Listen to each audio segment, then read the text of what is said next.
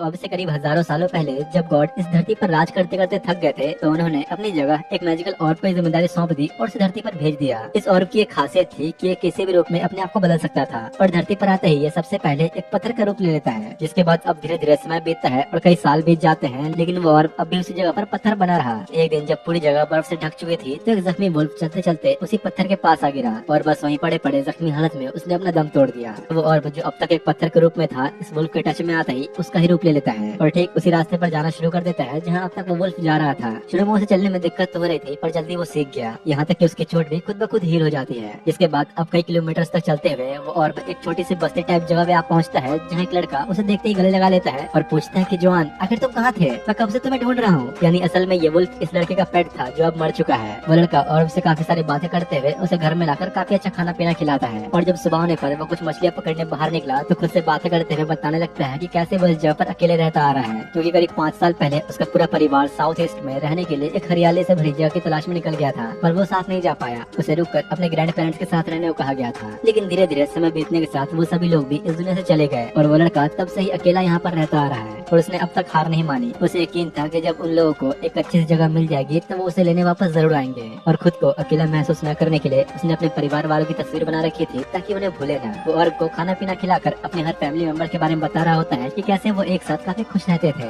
और अंदर ही अंदर वो लड़का अब खुद भी इस अकेलेपन से परेशान हो चुका था। तो अब फैसला करता है कि मैं खुद उन्हें ढूंढने निकलूंगा, वो अगर नहीं आए तो क्या मैं खुद जाऊंगा। ऑर्ब को वैसे तो कुछ समझ नहीं आ रहा था कि लड़का आखिर क्या कह रहा है, पर वो फिर भी उसकी हर एक बात को बड़े ही ध्यान से सुनता। इसके बाद अगले दिन वो लड़का अपना सारा सामान बांध कर ऑर्ब को अपने साथ लेकर साउथ ईस्ट की तरफ निकल जाता है, उसी जगह की तलाश में जिसके बारे में उसने अब तक बस किस्से कहानियों में ही सुना था। चलते हुए रास्ते में उसे एक पत्थर के ऊपर निशान बना दिखता है, जो देखो समझ जाता है कि शायद मेरे परिवार वालों ने ही बनाया होगा ताकि मैं इस जगह से निकल सकूं, और ये देख काफी खुश होता है। अब ऐसे ही इस बर्फ में सफर करते करते उसे कुछ दिन बीत जाते हैं, जहाँ वो किसी तरह उन बर्फीले तूफानों का सामना करते हुए अपनी रात गुजारता। वो लड़का उस हरी भरी जगह को देखने के लिए इतना एक्साइटेड था कि चलते चलते ऑर्ब को ही उस जगह के बारे में बताते हुए कहता है कि तुम्हें पता है वहाँ तो सब्जियों जैसा भी कुछ होता है और शायद कुछ मीठी चीजें भी होती हैं जिन्हें वहाँ के लोग फल कहते हैं। पता नहीं मैं ये सब कब देख पाऊंगा। वो अपनी एक्साइटमेंट में इतना खो चुका था कि गलती से उसका पैर एक टूटे बर्फ के टुकड़े पर पड़ जाता है, जिससे अचानक वो पानी में गिर गया और किसी तरह खुद को बाहर निकालकर ऑर्ब को ऐसा दिखाने लगता है कि जैसे वो तो बिल्कुल ठीक है, लेकिन असल में उसके पैरों पर एक गहरी चोट आई थी। पर इसके बावजूद ज्यादा ध्यान न देते हुए वो चोट पर एक छोटा सा कपड़ा बांधकर आगे बढ़ने लग जाता है। इस बर्फीले तूफानों में भी वो लड़का बिना रुके चलता रहता और काफी लंबा चलने के बाद उसे एक और एरो का निशान दिखाई पड़ता है, जिसपे क्रॉस का मार्क बना हुआ था और बगल में ही कुछ लकड़ी से बनी कार्ड्स डिस्ट्रॉय होकर पड़ी थी। यानी उसके परिवार वाले कभी इसके आगे जा ही नहीं पाए। उसके परिवार में से अब कोई भी जिंदा नहीं बचा था, जो देखो लड़का बुरी तरह टूट जाता है, क्योंकि जिस जगह पर जाने के वो बचपन से सपने देखता आ रहा था वहाँ जाने का तो कोई रास्ता ही नहीं। साथ ही उसकी चोट भी और गहरी होती जा रही थी, जो देखो लड़का हार मान के वापस जाने का फैसला करता है और दोबारा उतना ही लंबा रास्ता तय करते हुए ऑर्ब के साथ वापस निकल जाता है, जहाँ वो तो अब मुश्किल से ही चल पा रहा था। और इन कई दिनों के सफर के बाद वापस घर आने तक चोट की वजह से उसका शरीर काफी ज्यादा कमजोर हो चुका था। वो समझ गया था कि वो अब ज्यादा जी नहीं पाएगा, पर फिर भी अपने वुल्फ यानी कि ऑर्ब का ख्याल रखते हुए किसी तरह खुद को संभालने की कोशिश करता है। लेकिन एक रात सोते हुए वो अचानक ही बेड से गिर जाता है और उसे उठाने के लिए जाता है और तब उस लड़के को बात समझ में आ चुकी थी कि अब वो बच नहीं पाएगा। चोट इतनी ज्यादा गहरी हो चुकी थी कि उसके शरीर में अब थोड़ी भी ताकत नहीं बची, पर फिर भी किसी तरह कोशिश करते हुए वो अपने चेयर पे जाकर बैठता है, जहाँ उसने अपने सारे परिवार वालों की तस्वीरें बनाई थी और अपने वुल्फ जॉन का नाम पुकारते हुए उसे कहता है कि प्लीज चाहे कुछ भी हो जाए तो मुझे भूलना मत और यही मेरी आखिरी विश है। अपनी आखिरी सांसें गिनते हुए वो लड़का सब कुछ इमेजिन करने लगता है कि फाइनली वो अपने परिवार से मिल ही गया और फिर उनके साथ वहीं रहने लगा। उसकी सांसें अब पूरी तरह चलना बंद हो चुकी थी और बस ये सब होते हुए देख रहा था। उसे तो ये भी नहीं पता कि लड़का अब मर चुका है। लेकिन फिर यहाँ एक अजीब सी चीज होती है और का शरीर उस लड़के का रूप ले लेता है और दरवाजा खोलकर आखिरी बार उस लड़के की तरफ देखता है, जैसे कि उसका हर चीज के लिए शुक्रिया कह रहा हो, और पहली बार एक इंसान के रूप में बाहर कदम रखते हुए चलना शुरू कर देता है उस सफर को पूरा करने के लिए जो लड़का चाहता था। वो बिना रुके कई दिनों तक उन बर्फीले तूफानों के बीच चलता रहा, जब तक कि वो उस जगह से बाहर नहीं निकल गया। भूख और प्यास की वजह से वो तो कई बार रास्ते में मर भी जाता है, पर उसकी हीलिंग एबिलिटी की वजह से वो बार बार खुद को जिंदा कर लेता और वापस से चलना शुरू कर देता। लेकिन इस बीच जितना ज्यादा वो मर रहा था उतना ही लंबा टाइम उसे खुद को हील करने में लग रहा था और वो लगातार बिना रुके बस चलता ही रहता जब तक कि वो एक घने जंगल के पास नहीं पहुंचा। पर वहां पहुंचते ही एक जायंट बियर उस पर अचानक से हमला करके उसका आधा शरीर खा लेता है और उसे चीर फाड़ के दूर नदी में फेंक देता है। दूसरी तरफ उन्हीं जंगलों के बीच मार्च नाम की एक छोटी सी बच्ची को दिखाया जाता है जो नीना नाम के विलेज में अपने परिवार के साथ रह रही होती है। उसे डॉल्स के साथ खेलने का इतना शौक था कि पेरोना नाम की एक लड़की जो उसके लिए एक बड़ी बहन जैसी थी, रोज उसे कुछ न कुछ नई नई डॉल्स ला के देती रहती। अब वैसे तो मार्च बस 4 साल की ही थी, लेकिन उसे एक माँ का रोल प्ले करने का कुछ ज्यादा ही शौक था। हमेशा वो अपने सारे डॉल्स को एक बच्चे की तरह रखा करती। उसे बस चाहिए था कि वो जल्दी से जल्दी बड़ी होकर एक माँ बन जाए। लेकिन एक दिन उनके पास यानोमे क्लैन से हयासे नाम की एक मैसेंजर आती है जो एक खास तरह के रिचुअल को परफॉर्म करने आई थी। असल में बात यह है कि हर साल यानोमे क्लैन वाले एक रिचुअल परफॉर्म करते हैं उस गॉड के लिए जिनकी वजह से वो सभी आज तक जिंदा है। और इस बार नीना विलेज के एक बच्ची को चुना जाएगा जिसके वो लोग बलि चढ़ाएंगे ओनिगुमा को, यानी अपने गॉड को। तो अब मार्च के साथ साथ एक और बच्ची को प्योरा नाम की एक बूढ़ी औरत के सामने लाया जाता है जो उनमें से किसी एक को चुनेगी इस बलि के लिए। और दोनों की फिजिकल कंडीशन देखते हुए मार्च को चुन लिया जाता है। उस छोटी सी बच्ची को तो इस बात का अंदाजा भी नहीं था कि उसके साथ क्या होने वाला है। विलेज के सभी लोग मार्च के पेरेंट्स को बधाई देने लग जाते हैं क्योंकि उनकी बेटी रिचुअल के लिए चुनी गई थी। और आसपास का ऐसा माहौल देख के उस छोटी सी बच्ची को लग रहा था कि शायद उसके साथ कुछ बहुत अच्छा होने वाला है। पर जब वो घर आकर अपने मॉम डैड से इस बारे में पूछती है तो उसे पता लगता है कि अब वो हमेशा हमेशा के लिए इस गांव से जाने वाली है। वो लोग उसे बताते तो हैं कि मार्च अब मरने वाली है, लेकिन उस छोटी सी बच्ची को मरने का सही मतलब ही नहीं पता था। उसे बस इतना समझ में आया था कि उसे ऐसी जगह ले जाया जाएगा जहाँ से वो कभी लौट नहीं सकती। वो लोग आपस में बात कर रहे होते हैं कि इतने में हयासे आकर मार्च को उसके मॉम डैड से दूर रहने को कहती है, क्योंकि अभी से रिचुअल के खत्म होने तक वही मार्च का ख्याल रखने वाली है। मार्च पूछती है कि आखिर क्यों, मुझे तो अभी बड़ी होकर एक मदर भी बनना है, मैं भला यहाँ से क्यों जाऊँ।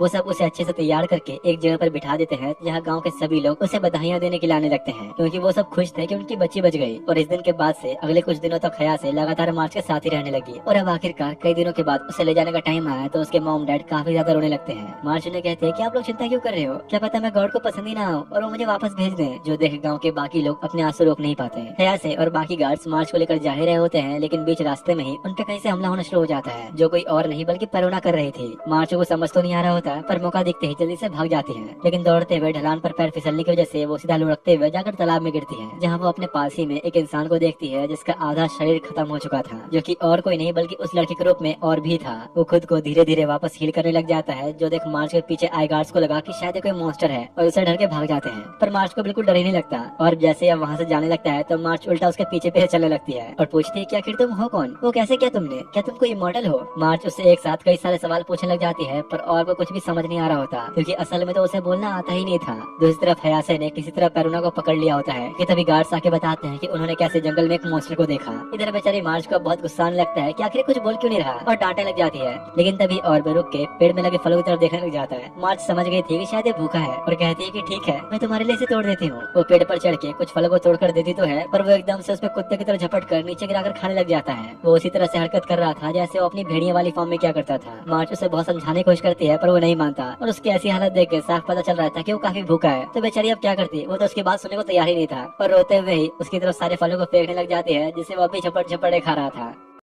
मार्च कहते हैं कि देखो यार मैंने इतने किया तुम्हारे लिए, कम से कम थैंक्स तो कहो। पर बेचारा कुछ बोल तो सकता नहीं था, तो मार्च अब खुद उसका मुंह पकड़ के बुलवाती है कि देखो ऐसे बोलते हैं थैंक यू। पेट भर खा लेने के बाद वो दोनों एक सेफ जगह ढूंढकर रात बिताने के लिए सो जाते हैं। लेकिन इसी बीच सोते हुए मार्च एक डरावना सपना देखती है कि उसके भाग जाने के बाद उसकी जगह पेरोना की बलि दी जा रही थी। तो देखो डर के मारे उठ गई और वापस हैस के पास जाने का फैसला करती है और को बिना कुछ बताए। और कुछ देर बाद वो उसकी खुशबू का पीछा करते करते मार्च तक पहुंच ही जाता है। तो पूछती कि आखिर तुम मेरे साथ क्यों आ रहे हो, जाओ ना यहाँ से। और पीछे छुड़ाने के लिए पेड़ से उसे कुछ फल तोड़कर दे देती है, लेकिन वो दोबारा से ही पीछे आने लग जाता है। तो मार्च अब रुककर उससे बातें करने की कोशिश करती है ताकि उसके बारे में जान सके कि वो कहाँ से आया है। और क्योंकि और एक मोटल था तो मार्च उसे एक नाम देती है जो कि है खुशी। और बस इसी दिन के बाद से उसे अब एक नाम मिल गया। दूसरी तरफ हयासे अपने दोनों गार्ड्स को पेरोना के पास छोड़कर मार्च को ढूंढने के लिए निकल गई होती है। तो उनका ध्यान भटका देख पेरोना एक चाकू निकालकर रस्सी को काटने लग गई, पर इससे पहले कि वो निकल पाती एक जायंट बियर अचानक जंगलों से उनकी तरफ ही आने लग जाता है, जिसने खुशी पर भी अटैक किया था। और कुछ सेकंड्स के अंदर ही एक गार्ड को खत्म कर देता है, जो देख दूसरा डर के मारे वहाँ से भाग जाता है। लेकिन पेरोना अभी वहीं थी और बहुत तेजी से चाकू चलाते हुए एंड मोमेंट पर अपना हाथ खोलकर तीर कमान लेते हुए जल्दी से वहाँ से भाग जाती है। पर बचने के चक्कर में ही वो भागते भागते सामने एक खाई में जाकर गिर गई। वहीं दूसरी तरफ हयासे ने मार्च को ढूंढ लिया होता है जो कि खुशी के साथ थी। तो मार्च खुशी को बाय कहते हुए उनके साथ ही चली जाती है। हयासे थोड़ा आगे आने के बाद मार्च को एक अजीब सी जेली खाने को दे देती है, जिसे खाने के बाद वो एक गहरी नींद में चली जाएगी। दूसरी तरफ पेरोना जंगलों में हर तरफ मार्च को ढूंढते ढूंढते खुशी के पास आ गई होती है और पूछने की कोशिश करती है कि क्या तुमने यहाँ पर किसी छोटी सी बच्ची को देखा है, वो बस 4 साल की है और उसकी जान खतरे में है। पर खुशी को ऑब्वियसली कुछ बोलना तो आता नहीं था, तो जवाब भी नहीं देता और चुपचाप चला जाता आता है। इधर हया से मार्च से खुशी के बारे में ही पूछ रही होती है कि आखिर तुम मुझसे कहाँ मिली, कि तभी इतने में वो गार्ड आकर बताता है कि उनपे एक जायंट बियर ने हमला किया, जो सुन हया से बहुत हैरान होती है क्योंकि वो ओनिगुमा ही था। पर इस बात पे खास ध्यान न देते हुए वो लोग मार्च को लेकर निकल जाते हैं, जो अब गहरी नींद में जा चुकी थी, और एक बड़ी सी जगह पे पहुंचते हैं जहाँ आसपास लकड़ी से बनी बड़ी बड़ी दीवारें खड़ी थी। वो लोग मार्च को एक पत्थर पे सुलाकर हर जगह से बांध कर चारों तरफ से कुछ फूल रख देते हैं, और तभी उन्हें उस जायंट बियर की आवाज सुनाई देती है, जो मार्च की खुशबू की वजह से तेजी से उनकी तरफ ही आ रहा था। हया से ये देख हैरान थी कि जिस ओनिगुमा को वो लोग अपना गॉड मानते थे वो तो असल में एक राक्षस है। इसी बीच पेरोना भी पहुंच जाती है और आकर जल्दी से मार्च को खोलने की कोशिश करने लगी। गार्ड्स उसे रोकने की कोशिश करते हैं तो हया से कहते हैं कि नहीं रहने दो, इसी बहाने आज ओनिगुमा को 2 लोगों की बलि मिल जाएगी। हया से उन्हें छोड़ के जाने ही लगती है कि तभी सामने से खुशी अंदर आ जाता है। वो पहले तो बस हैरानी से देख रही थी, लेकिन तभी उसे याद आता है कि तो वही लड़का है जिसके साथ मार्च थी।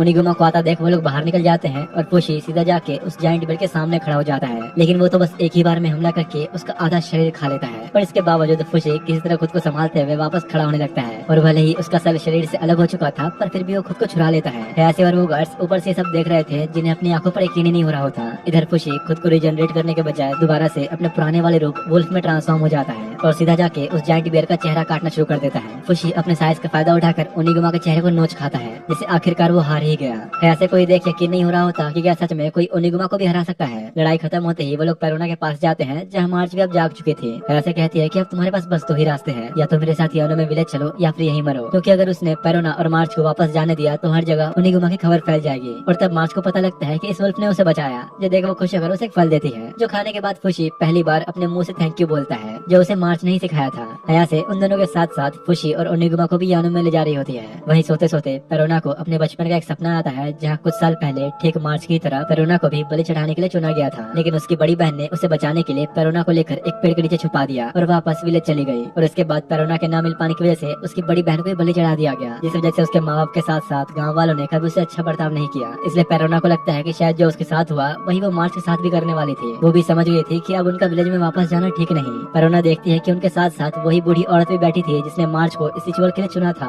तो उसके पूछने पर पता लगता है कि असल में प्योरान को सालों से एक कैदी बनाकर रखा था, क्योंकि यानोमे वाले असल में बहुत कमीने और लालची हैं। हमेशा से ही उनकी नजर नीना विलेज के जमीन और दौलत पे थी, इसलिए उन्होंने इस रिचुअल के बहाने नीना विलेज के साथ दोस्ती बना ली, जिसके बदले में नीना विलेज उन्हें काफी सारे पैसे और खाने का काफी सारा सामान तोहफे में देता। इसलिए ये लालची यानोमे वाले सालों से इस प्रथा में हिस्सा लेते आ रहे हैं। लेकिन इसके बावजूद अभी कुछ नहीं बदला। नीना में रहने वाले वो बुजुर्ग और बेवकूफ लोग अब भी ओनिगुमा पर यकीन करते हैं। अगर कोई उन्हें जाके बताए भी कि उनका ओनिगुमा जिसे वो गॉड मानते थे वो अब नहीं रहा, तो मानने को ही तैयार नहीं होंगे, और इसी बात का यानोमे अब तक फायदा उठा रहे हैं। अब कुछ देर बाद वो लोग एक नदी के पास थोड़ा आराम करने के लिए रुकते हैं, जहाँ मार्च खुशी को एक वुल्फ समझ के उसे बातें कर रही होती है। पर जैसे ही पानी पीते वक्त उसने नदी में खुद का चेहरा देखा तो उसे वही बिना नाम वाला लड़का याद आ जाता है जिसने मरते वक्त उससे कहा था कि प्लीज मुझे कभी मत भूलना। बस एक झलक अपने सामने देखते ही खुशी अपने उसी वाले रूप में वापस आ जाता है। मार्च खुश होती है कि खुशी अब तक तुम थे, तुम ये भी कर सकते हो। अब काफी देर के सफर के बाद वो लोग फाइनली यानोमे में पहुंच जाते हैं, जो कि नीना विलेज के कंपैरिजन में काफी ज्यादा डेवलप्ड जगह थी। मार्च ने भी पहली बार इतनी भीड़ भाड़ वाली जगह को देखा था, तो इसलिए कुछ ज्यादा एक्साइटेड हो जाती है। वहीं उसकी नजर एक बच्चे पर पड़ती है जो कि अपने पेरेंट्स के साथ था, जो देख उससे भी अपने मॉम डैड की याद आने लगती है। इसी बीच चलते चलते मार्च की नजर एक मेल ऑफिस पर पड़ती है, जहाँ से लोगों को लेटर भेजे जाते हैं। जो देख मार्च कहते हैं कि मुझे भी अपने मॉम डैड के लिए लेटर लिखना है, ताकि उन्हें पता चले कि मैं बिल्कुल ठीक हूँ, वो चिंता न करें। ऐसे कहते हैं कि नहीं, ये मुमकिन नहीं, क्योंकि नीना विलेज में रहने वाला कोई भी पढ़ना लिखना नहीं जानता, तो लेटर भेजने का भी कोई फायदा नहीं। लेकिन मार्च के पास भी अब एक तरीका होता है, और पूरे इंक को अपने हाथों पर लगाकर पेपर के ऊपर अपना हाथ छाप देती है, जो कि मार्च की तरफ से एक साइन था उसके मॉम डैड के लिए कि वो बिल्कुल ठीक है। अब ये चीज बाकियों के लिए थोड़ी अजीब थी, लेकिन मार्च को भरोसा था कि उसके मॉम डैड जरूर समझेंगे। लेकिन अब भी एक बहुत बड़ी दिक्कत थी, लेटर भेजने के लिए उन्हें एग्जैक्ट एड्रेस पता होना चाहिए, जो कि यहाँ पर किसी को भी पता नहीं होता, क्योंकि नीना खुद में ही एक काफी बड़ी जगह है, तो बिना एग्जैक्ट लोकेशन जाने वहाँ कोई लेटर भेजा नहीं जा सकता। पर उन्हें कहते कि ठीक है कोई बात नहीं, जब हमें एड्रेस मिल जाएगा मैं तुम्हारे लिए इसे भिजवा दूंगी। इसके बाद हया से उन्हें डिनर करवाने के लिए एक रेस्टोरेंट में लाई होती है, जहाँ वो लोग खाना खा तो काफी मजे से रहे थे, लेकिन उन्हें ये नहीं पता था कि हया से ने खाने में नींद की दवाई मिलाई है, जिसे खाते ही वो लोग एक गहरी नींद में चले जाते हैं। हया से कहती है कि माफ करना, पर फिलहाल ये करना जरूरी है, और हया से उन सबको लाकर अलग अलग जेल में बंद कर देती है। साथ ही साथ वो यानोमे में बैठे कुछ हैरप्स के लोगों को बुलाकर उन्हें खुशी के बारे में बता देती है कि वो कैसे उसकी मॉडल एबिलिटी का यूज अपने आर्मी में कर सकते हैं दूसरे देशों को हराने के लिए, और उसकी ताकत का एक नमूना दिखाने के लिए वो वहीं के कुछ कैदियों से खुशी पर हमले भी करवाती है, उसे जान से मारने के लिए। पर उसके बावजूद उसे कुछ नहीं होता, वो खुद को हील कर लेता है, और बुरी तरह टॉर्चर करने के बाद वो लोग खुशी को भी उस जेल में डाल देते हैं जहाँ मार्च को रखा गया था।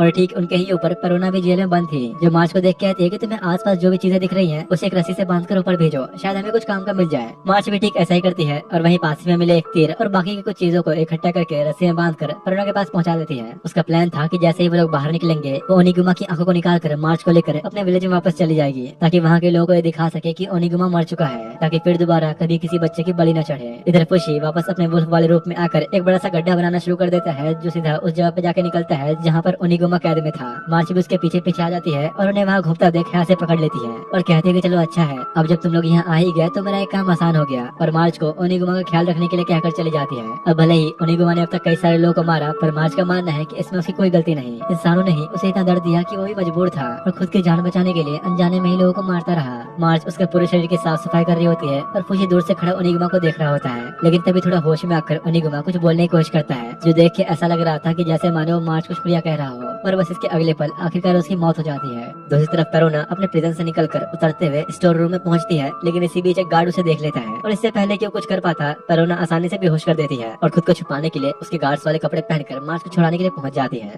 पेरोना मार्च और फुशी के साथ साथ उस बूढ़ी औरत प्यूरान को भी निकाल लेती है, जहां वो लोग ओनिगुमा की उस जेल से होते हुए बाहर जाने लगते हैं। लेकिन जाने से पहले पेरोना ओनिगुमा के बॉडी का कुछ पार्ट काटने वाली थी ताकि अपने गांव वालों को दिखा सके, जो देख मार्च कहती है कि नहीं प्लीज नहीं, वो तो अब मर चुका है, कम से कम उसे हमें छोड़ देना चाहिए, हम किसी और तरीके से भी तो लोगों को समझा सकते हैं, क्या ये करना इतना जरूरी है। अब पेरोना ये चाहती तो नहीं थी, पर मार्च को इतना उदास देख वो ओनिगुमा को छोड़ देती है और कहती है कि हाँ तुमने सही कहा, हम कोई और तरीका ढूंढ लेंगे, फिलहाल यहाँ से निकलते हैं। जिसके बाद वो चारों वहीं बहते हुए एक अंडरग्राउंड नाले की मदद से बाहर निकल आते हैं, जहाँ किस्मत से उन्हें भागने के लिए एक घोड़ा गाड़ी भी मिल गई और कुछ देर बाद फाइनली वो लोग यानों में से निकल चुके होते हैं। मार्च तो खुशी के मारे फूले नहीं समा रही होती क्योंकि वो बहुत जल्दी अपने मॉम डैड से मिलेगी, पर सुबह होते होते वो लोग देखते हैं कि हया से और उसके आदमी उनका पीछा कर रहे थे, जो देख पेरोना उन्हें रोकने के लिए हमले तो करती है, पर वो नंबर्स में कई ज्यादा थे तो इन सबका कोई फायदा नहीं होता। वो लोग इतना करीब आगे होते हैं कि उनमें से एक तो गाड़ी पर चढ़कर अंदर घुसने की कोशिश करने लगता है, जिसे रोकने के लिए पेरोना अब जाके उसे लड़ने लग गई और इधर मौका देख हया से उसे मारने ही वाली थी कि मार्च पेरोना को बचाने के लिए बीच में कूद पड़ती है और तीर सीधा उसके पेट में जा लगता है। खुशी देख गुस्से में पागल होकर उन पे हमला करते हुए डायरेक्ट कूद जाता है। हया से बचने के लिए कुछ तीर तो मारती है, लेकिन खुशी इस बार खुद को पूरी तरह से ओनिगुमा के अंदर ट्रांसफॉर्म कर लेता है और उन सबको ही पूरी तरह मारने लग जाता है। वहीं दूसरी तरफ पेरोना मार्च को अपनी गोद में लिए बैठी थी, जहाँ उसे मार्च के साथ बिताए सारे पल याद आने लगते हैं। हालांकि वो भी अच्छे से जानती थी कि वो कुछ नहीं कर सकती, पर फिर भी कोशिश करती है उसे ठीक करने की।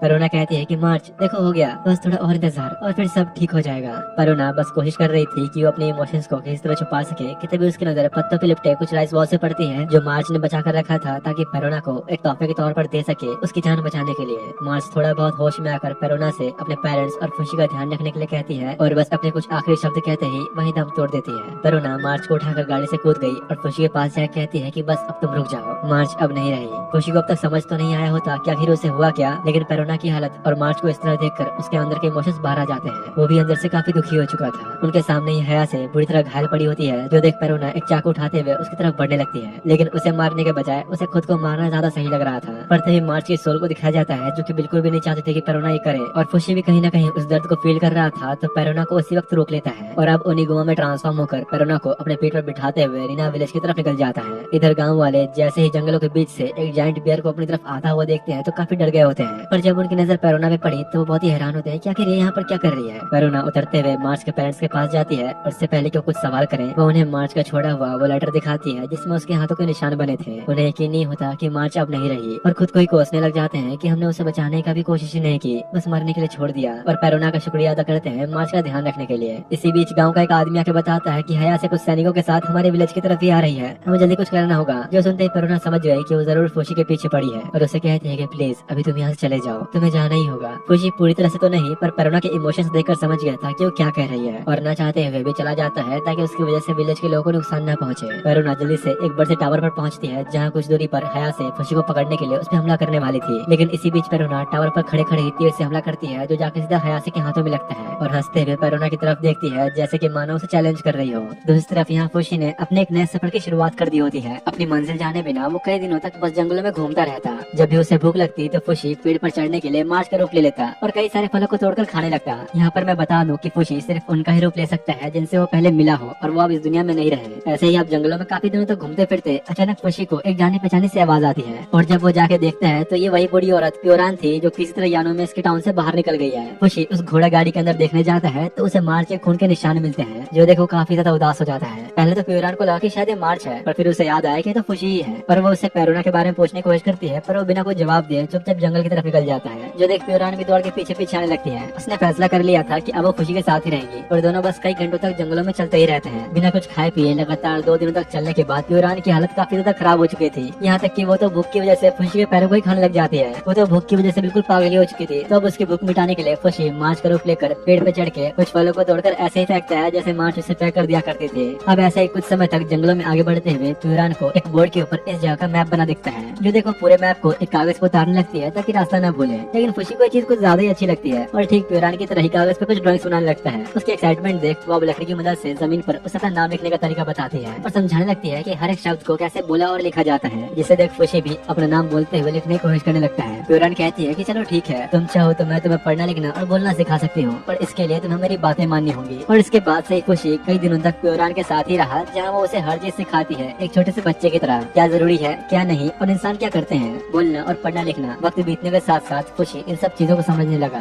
कुछ हफ्तों बाद फाइनली वो लोग एक विलेज में पहुंचते हैं जहाँ पर कई सारे बोट्स किराए पर मिलती हैं। तो वो लोग भी अपनी एक बोट लेकर समुद्र में एक दूसरे आइलैंड के लिए निकल जाते हैं। और अब क्योंकि खुशी थोड़ा बहुत बोलना सीख चुका था तो प्योरान उससे पूछती है कि आखिर तुम कहाँ से हो, पर असल में तो खुशी को खुद भी इस बात का जवाब नहीं पता। उसे बस इतना याद है कि जब उसने पहली बार एक भेड़िया का रूप लिया था तो एक अनजान लड़के ने, जिसका उसे नाम तक नहीं पता, वही उसकी कई दिनों तक देखभाल करता रहा और हमेशा उसे अपने पास रखा। पर अब उसके जाने के बाद वो बस हर जगह भटक रहा है। अब रात होने पर वो लोग उस आइलैंड पर पहुंच गए होते हैं जहाँ प्योरान खुशी को लाना चाहती थी, क्योंकि असल में उसका होम टाउन है जहाँ आखिरकार वो अब इतने सालों बाद अपने पति से मिलने वाली है। उन्हें पहुंचने में अभी थोड़ा समय लगने वाला था तो दोनों वो रात जंगल में ही सोते हैं, लेकिन इसी बीच वहाँ कुछ बहुत ही अजीब होता है। अचानक कुछ पेड़ की जड़ें आकर सीधा खुशी के आर पार घुस जाती है। उस चीज के अटैक की वजह से खुशी वापस अपने भेड़िए वाले रूप में आ जाता है और सामने वो पेड़ की जड़ें ठीक उसका रूप लिए खड़ी थी। और इसके अगले ही पल खुशी के अंदर से उस लड़की की सारी यादें मिट जाती है। ऐसा लग रहा था कि जैसे उसका ये रूप उसे छिन चुका है। अब इससे पहले कि कुछ करता अचानक आसपास सब कुछ झुक सा जाता है और जमीन के अंदर से एक काले कपड़े में ढकी परछाई बाहर आती है, जो कि और कोई नहीं बल्कि गॉड है जिसने खुशी को बनाया था। और वो उसे बताता है कि सामने जो तुम्हें दिख रहा है वो इंसान नहीं जिसे तुम अब तक जानते थे। अपने उस रूप को वापस लेने के लिए तुम्हें उसके बॉडी के अंदर मौजूद कोर को डिस्ट्रॉय करना होगा। और बस ये बताते ही वो गायब हो जाता है। खुशी जाके सीधा अपने नुकीले दांतों से उस पर हमला करके उसे चीरने की कोशिश करता है, लेकिन वो चीज फिर से उस पर वार करके उसका ये रूप भी छीन लेती है। जिसके अगले पल खुशी ओनिगमा का रूप लेकर उसे पकड़कर सीधा उसे 2 टुकड़ों में चीर डालता है। पर इससे पहले कि वो उसे कोर को डिस्ट्रॉय कर पाता, वो चीज फिर से खुशी के इस रूप को भी छीन कर खुद को ओनिगमा में ट्रांसफॉर्म कर लेती है। और अब खुशी के पास सिर्फ और सिर्फ मार्च का ही रूप बचा था। तो अब उसके फुर्तीले शरीर का फायदा उठाते हुए वो बचते बचाते सीधा उसकी बॉडी के अंदर ही घुस जाता है और काफी ज्यादा ताकत लगाने के बाद फाइनली खुशी उसे कोर को खींच के निकाल देता है, जिसके अगले ही सेकंड वो चीज नीचे गिरते हुए पूरी तरह से गायब हो जाती है। और अब खुशी को अपने तीनों रूप के साथ साथ उनकी मेमोरीज भी वापस मिल जाती है।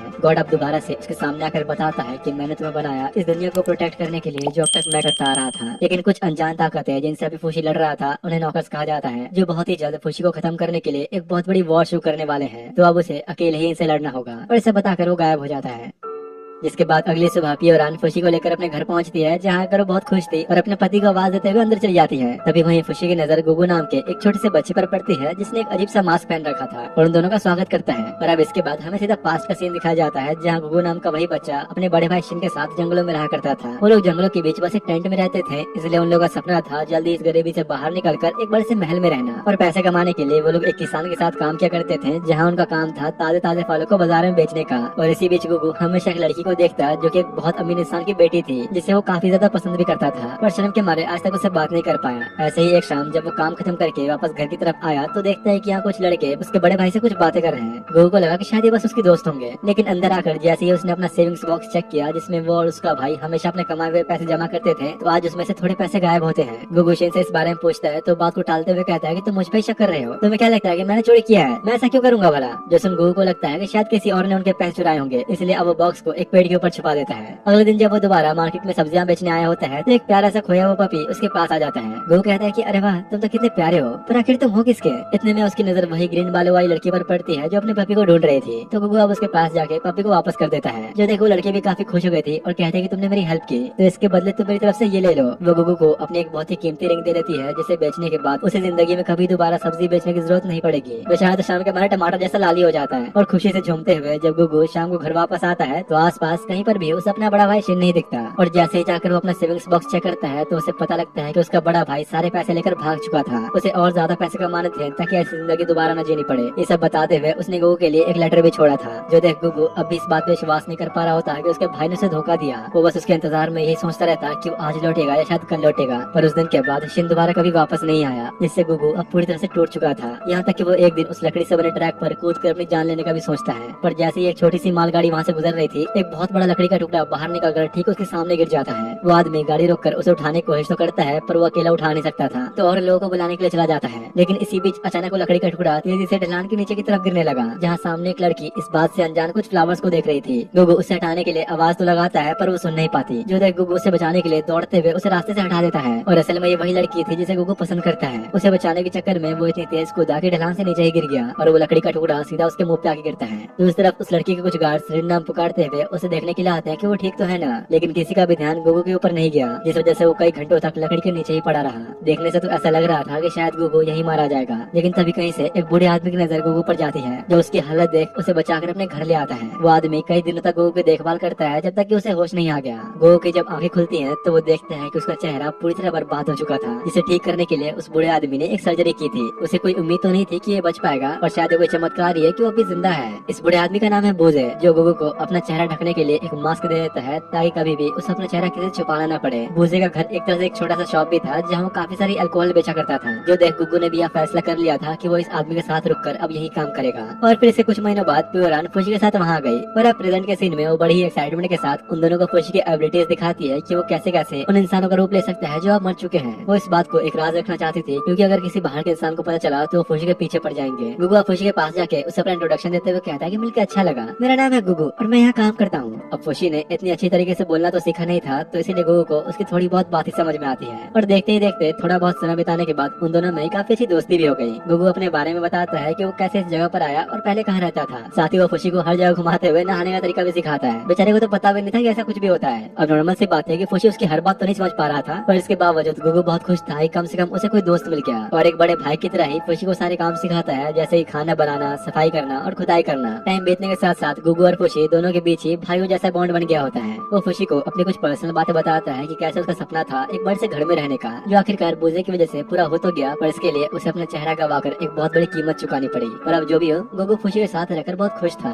ऐसे ही अब एक दिन जब वो लोग शॉप की देखभाल कर रहे होते हैं तो अचानक रिन वहाँ जाती है। जो देख गुगु बड़ा हैरान होता है और उसे बात करते हुए कुछ ज्यादा शर्मा रहा होता है। उसके पूछने पर रिन बताती है कि वो यहाँ कोई वाइन खरीदने नहीं आई, बल्कि एक चोट को ठीक कराने आई थी जो उसे कुछ महीनों पहले लगा था। रिन को इस वक्त अंदाजा भी नहीं कि गुगु ही था जिसने उसकी जान बचाई, जिसकी वजह से वो आज तक जिंदा है। अब वैसे तो भाई अपना गुगु उसे बात करने की पूरी कोशिश कर रहा था, लेकिन रिन उससे ज्यादा खुशी से बात करने में इंटरेस्टेड होती है। जो देख बेचारे का दिल पूरी तरह से टूट जाता है और सोचने लगता है काश मेरे पास भी खुशी की तरह दिखाने लायक चेहरा होता। और अब खुशी की तरह ही खुद को अच्छा दिखाने के लिए जाके अब अपनी ट्रेनिंग शुरू कर देता है। अगली सुबह अब रिन दोबारा उनके शॉप पर आती है, पर इस बार कुछ लेने नहीं। वो चाहती थी कि वो खुशी और बाकियों के साथ यही रहे, जिसके लिए वो इस जगह के सारे काम संभालने को भी तैयार थी बिना कोई पैसे लिए। और बुझे से रिक्वेस्ट करती है कि प्लीज मुझे यहाँ रहने दो। जो देखो भी हाँ कर ही देता है, लेकिन रिन आज नहीं कल से यहाँ रहने वाली थी, तो इसलिए जब तक वो यहाँ रहे बुझे खुशी को अपनी पावर छुपाने के लिए कहता है, क्योंकि किसी बाहर के इंसान को कभी इस बारे में पता नहीं लगना चाहिए। इधर गुगु से बातें करते हुए खुशी उसे अपने कुछ नए नए स्किल्स दिखाता है, जिसमें अब वो उन चीजों को भी अपने हाथों से बना सकता था जो उसके टच में आए, या फिर उस चीज से उसे थोड़ी बहुत चोट पहुंची हो। अब वैसे तो खुशी बहुत खुश होकर अपनी इन एबिलिटीज को दिखा रहा था, पर गुगु के अंदर फिलहाल जलन भरी थी कि आखिर रिन खुशी से ही क्यों बात करती है। इसलिए बातों बातों में वो कुछ ऐसा कह देता है जो खुशी को बहुत ज्यादा बुरा लगा और उससे नाराज होकर बाहर कहीं निकल जाता है। अगली सुबह जब अब रिन रहने के लिए आती है तो खुशी का पूछते कि आखिर वो कहाँ गया, तो गुगु कहता है कि अरे कुछ नहीं, वो शायद आसपास ही कहीं गया है, मुझे यकीन है कि वो आ जाएगा। तभी गुगु को रिन से पूछने पर पता लगता है कि उसके हाथ पर लगी वो चोट अब तक ठीक नहीं हुई। जो देख अब वो बुझे के पास जाकर रिन को ठीक करने के लिए एक दवाई मांगता है, तो बुझे अब गुगु को बिठाकर उसके ऊपर से मास्क हटाकर उसके मुंह के अंदर पाइप डाल के अल्कोहल निकालने लगता है, जो काफी ज्यादा प्योर था। जो देख वो खुद हैरान था कि आखिर ये चल क्या रहा है। तो बुझे बताता है कि दरअसल जब मैं तुम्हें ठीक कर रहा था तो मैंने तुम्हारे अंदर एक स्पेशल ऑर्गन लगा दिया था, जो बहुत ही प्योर अल्कोहल तैयार करने का काम करता है, और इसे हम लोग चाहे तो दवाइयाँ भी बना सकते हैं। लेकिन गुगु को ये बात बहुत बुरी लगती है कि बुझे ने बिना पूछे उसके शरीर के साथ ही सब किया और नाराज होकर घर से भाग जाता है। इसके अब कुछ घंटों बाद फुशी वापस लौटता है तो रिन सारी बातें बताती है कि कैसे गुगु अचानक घर से भाग गया, और फुशी से पूछती है कि क्या तुम उसे ढूंढने जा सकते हो। लेकिन भाई फुशी तो पहले से नाराज था गुगु से, तो साफ मना कर देता है कि नहीं, मैं उसके पीछे नहीं जाने वाला। प्योरन परेशान होते हैं कि पता नहीं अब क्या होगा, अब तक गुगु ही यहाँ सारे काम करता था, लेकिन अब कौन करेगा। फुशी कहता है कि तो क्या हुआ, मैं करूंगा ना सारे काम। और अब शाम होने पर गुगु की जगह फुशी खाना बनाता है, जो इतना बेकार बना था कि किसी को खाने का मन भी नहीं करता। वहीं दूसरी तरफ बाहर खड़ा गुगु इस बात से परेशान था कि अब तक कोई उसे ढूंढने क्यों नहीं आया, और गुस्से में अपने बॉडी बॉडी के अंदर से वो सारी अल्कोहल निकालने का ट्राई करता है, पर वो कितना भी कोशिश कर ले वो आर्टिफिशियल ऑर्गन उसकी बॉडी के अंदर मौजूद था, तो वो चाह के भी कुछ नहीं कर सकता। गुगु अब रात बिताने के लिए अपने उसी टेंट में वापस चला जाता है जहाँ वो पहले अपने बड़े भाई के साथ रहा करता था। और अब सुबह होते ही गुगु काम की तलाश में पूरा मार्केट घूमते हुए अपने पुराने मालिक के पास पहुंचता है और कहता है कि आप जो भी काम दो मैं करने को तैयार हूँ, बस मुझे काम चाहिए। वो मालिक दिल का काफी अच्छा भी था, तो बिना किसी दिक्कत के उसे काम पे रख लेता है। लेकिन वही काम करने वाले कुछ वर्कर्स गुगु के मास्क का मजाक उड़ाना शुरू कर देते हैं, तो उसका मालिक कहता है कि तुम बस इन पर ध्यान मत दो, ये अपने आप ही शांत हो जाएंगे। और रात होने पर वो गुगु को अपने घर लाया होता है खाना खिलाने के लिए, और सभी से मिलवाने के बाद गुगु से कहता है कि तुम जब तक चाहो हमारे साथ रह सकते हो। जोसन उसका बेटा कहता है कि नहीं, मैं किसी ऐसे मॉन्स्टर के साथ नहीं रहना चाहता, अगर ये यहाँ रहा तो लोग हमें भी उसी नजर से देखेंगे। जोसन उसके फादर डांटने लगते हैं कि आखिर तुमने कैसे बोला, गुगु भी तुम्हारी तरह एक आम बच्चा है। दोनों को इस तरह लड़ता देख गुगु ने अपना मास्क उतार के दिखा देता है और कहता है कि आप लोग मेरी चिंता मत करो, मैं अपने टेंट में ही रह लूंगा। और पहली बार उसका चेहरा देख के वो सब काफी ज्यादा डर जाते हैं। गुगु अब उनके घर से जाने लगता है, तो उसका मालिक कहता है कि देखो तुम्हें बुरा मानने की कोई जरूरत नहीं, तुम दोबारा कल से काम पे आ सकते हो। जोसन गुगु उसका शुक्रिया अदा करते हुए चला जाता है, पर रास्ते में चलते हुए ही कुछ बदमाश लोग जबरदस्ती उसका मास्क निकाल कर नदी में फेंक देते हैं। गुगु वापस उठाने के लिए तो जाता है, पर अब वो काफी परेशान भी हो चुका था लोगों से अपना चेहरा छुपा छुपा कर, इसलिए फैसला करता है कि अब मैं कोई मास्क नहीं पहनूंगा, अब से लोग मेरा असली चेहरा ही देखेंगे। और ये कहते हुए मास्क को फेंक देता है। और जैसे ही वो अगले दिन लोगों के सामने बिना मास्क के गया तो हर कोई उसे देख के काफी ज्यादा डर जाता है। वो देख हैरान थे कि मास्क के पीछे इस बच्चे ने अपना ही चेहरा छुपाया हुआ था, और सब उसे दूर भागने लगते हैं। उसका मालिक भी ये देख पूछता है कि आखिर तुम्हारा मास्क कहाँ गया। इस पर गुगु कहता है कि बस अब मुझे अच्छा नहीं लगता, इसलिए मैं बिना मास्क के ही रहूंगा। वही दूसरी तरफ खुशी बुजे के घर में रोज वो सारे काम करने की कोशिश किया करता जो पहले गुगु किया करता था, पर बेचारा कोई भी चीज ढंग से कर ही नहीं पा रहा होता। खाना बर्बाद करने के साथ साथ उसने तो बेचारे बूजे के खेत को ही बर्बाद कर दिया था। कोई भी काम ढंग से न कर पाने की वजह से खुशी पुरान को सब सिखाने के लिए कहता है, जिसके लिए वो साफ मना कर देती है और खुशी गुस्से में चला जाता है। वो जानती थी कि खुशी अगर इतनी जल्दी इन कामों को भी करना सीख गया तो वो कभी गुगु की अहमियत नहीं समझ पाएगा। इधर गुगु अपना आज का काम निपटा कर शाम में जब टेंट में वापस आता है तो उसके पीछे पीछे वही मालिक का बेटा आ गया होता है, और गुगु के ऊपर गुस्सा होता है कि सिर्फ तुम्हारी वजह से ही मुझे हमेशा शर्मिंदा होना पड़ता है, क्योंकि तुम अपना ये डरावना चेहरा लेकर हमारे यहाँ काम करने आते हो। अगली बार से मेरे फादर के पास मत जाना। उस लड़के ने गुगु को काफी बुरा भला सुना दिया होता है, जिसे सुन वो शर्म के मारे अगले दिन से वहाँ काम करना ही छोड़ देता है और मार्केट में अपने लिए कोई दूसरा काम ढूंढने निकल पड़ता है। पर जो कोई भी उसका चेहरा देख रहा था डर की वजह से दूर से ही मना कर देता है। काम तो दूर की बात, किसी ने भी उससे बात करना तक जरूरी नहीं समझा। तो अब उसे अपना गुजारा करने के लिए कुछ पैसे तो चाहिए ही थे, तो आखिर में वो रिन की दी हुई उस कीमती रिंग को बेचने का फैसला करता है। लेकिन फिर एकदम से ही उसका मन बदल गया और उदास होकर वापस जाने ही लगता है कि तभी उसकी नजर सड़क किनारे पड़े एक इंसान पर जाती है जो कि काफी बुरी हालत में पड़ा हुआ था। वो जब थोड़ा पास जाकर देखता है तो ये और कोई नहीं उसका बड़ा भाई शेन था। अपने ही भाई की ऐसी हालत देखकर उसे बहुत ज्यादा बुरा लगता है और रिन की दी हुई कीमती रिंग को उसके हाथों में देते हुए कहता है कि शायद मुझसे ज्यादा तुम्हें इसकी जरूरत है, और देकर चुपचाप चला जाता है। भूखा प्यासा जब वो रात में अपने टेंट में वापस आकर सो रहा था तो अचानक कुछ लोग आकर उसे किडनैप कर लेते हैं ताकि उसे बेच के अच्छे पैसे कमा सके। पर इससे पहले कि वो गुगु को ले जाते अचानक खुशी आकर ओनिगुमा का रूप लेकर दोनों को बुरी तरह डरा के भगा देता है।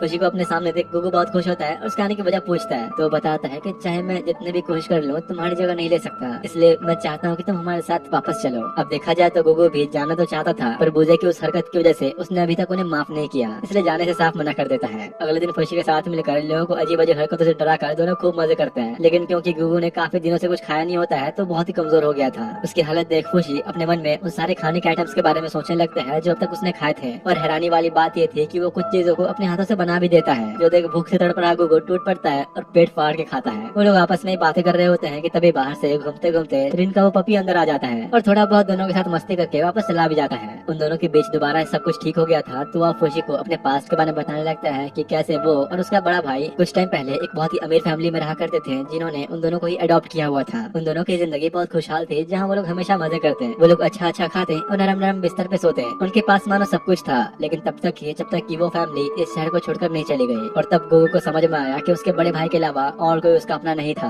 पर एक दिन उसके भाई ने भी उसे छोड़ दिया और तब से ही वो इस तरह अकेलेपन में जीता आ रहा है। गुगु ये सब सोचकर उदास होते हुए खुशी से माफी मांगता है उसे इतना परेशान करने के लिए। फिलहाल वो खुश था कि खुशी कम से कम उसे ढूंढने के लिए आया और उसे कहता है कि देखो अगर मैं मर जाऊँ तो तुम प्लीज मेरा रूप ले लेना, मेरी आखिरी विश यही है कि कम से कम तुम मुझे हमेशा याद रखो। और ये कहते हुए गुगु एक गहरी नींद में चला जाता है, जो देख खुशी को लगा कि कहीं टपक तो नहीं गया, लेकिन अचानक ही रिन वहाँ जाती है जिसे उसके पपी यहाँ तक लाया। जो देखते ही गुगु बेचारा जल्दी से छुप जाता है अपना चेहरा छुपाने के लिए, और वो कितना भी कोशिश करता है उसका चेहरा देखने की पर वो ढके ही रखता है। रिन उसे समझाती है कि कैसे उसके जाने के बाद वहाँ सब कुछ बिगड़ गया, हर कोई उसे कितना ज्यादा याद करता है। साथ ही साथ बुजे ने भी ये वादा किया है कि वो तुम्हारे शरीर से उस आर्टिफिशियल ऑर्गन मार्गन को निकाल देंगे, सब ठीक हो जाएगा, बस तुम वापस आ जाओ। गुगु पहले तो नहीं मानता, पर यहाँ रिन उसे खुद बनाने आई थी तो आखिर में हाँ कर देता है। लेकिन दिक्कत यह है कि उसने अपना मास्क कहीं पे फेंक दिया था और उसके बिना तो वो जान नहीं सकता। तो रिन उसे समझाने की कोशिश करती है कि देखो ऐसा नहीं है, मुझे तुम्हारे चेहरे से कोई फर्क नहीं पड़ता, तुम चाहो तो मुझे दिखा सकते हो। पर अभी गुगु इसके लिए तैयार नहीं था, इसलिए बिना मास्क के वो कहीं नहीं जाने वाला। जो सुनते ही खुशी उन दोनों को वहीं छोड़कर मास्क ढूंढने के लिए निकल जाता है। वही रिन अभी तरह अपने कपड़े उतार कर गुगु को अपनी चोट दिखाती है जो उसे महीनों पहले लगी थी। लिटरली भाई इतनी छोटी सी खरोच को ऐसे दिखा रही थी जैसे पता नहीं कितनी बड़ी चोट लग गई हो। अपने गुगु का इसे बचाने के चक्कर में तो पूरा चेहरा ही बर्बाद हो गया और इसे देखो अपनी इस छोटी सी चोट की पड़ी है। बातों बातों में रिन बताती है कि दरअसल मैं घर से भाग कर आई हूँ। मैं तंग आ चुकी थी अपने माँ बाप से, जो हमेशा मुझे उन चीजों के लिए फोर्स करते जो मैं कभी करना नहीं चाहती। वो मुझे बस हमेशा अपनी कैद में रखना चाहते थे। लेकिन रिन की सिचुएशन पे गुगु का नजरिया थोड़ा अलग था। उसके मुताबिक रिन उन चीजों के शुक्रगुजार नहीं है जो उसे मिला और उल्टा अपने पेरेंट्स को जो उसे प्यार करते हैं उनकी ही कंप्लेंट्स कर रही है। तो रिन कहती है कि नहीं ऐसी बात नहीं है, मुझे अपने फादर इसलिए भी अच्छे नहीं लगते क्योंकि लोगों का कहना है कि जिस इंसान ने मुझे उस दिन धक्का दिया वो मेरे फादर का ही कोई दुश्मन था।